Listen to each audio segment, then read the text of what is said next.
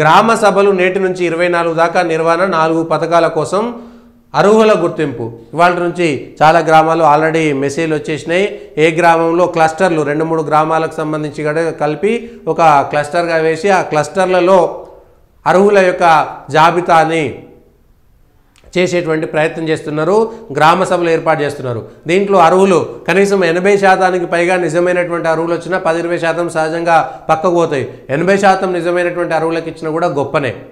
ప్రజలు దీంట్లో స్పష్టంగా ఎవరు భయపడకుండా గ్రామ సభల్లో ఉండి నిజానిజాలు అర్హులైనటువంటి జాబితాలపైన మీకున్నటువంటి కంప్లైంట్స్ రేజ్ చేయకపోతే కష్టమయ్యేటువంటి అవకాశం కూడా ఉంది. కాబట్టి ఈ గ్రామ సభలను వినియోగం చేసుకోవాలి.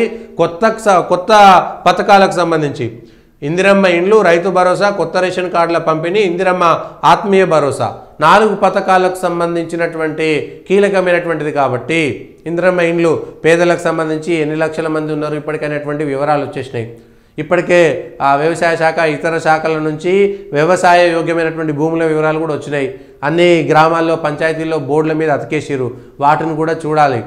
ఈ అంశాలన్నిటిని కూడా తీసుకోవాల్సినటువంటి అవసరం కూడా ఉంది.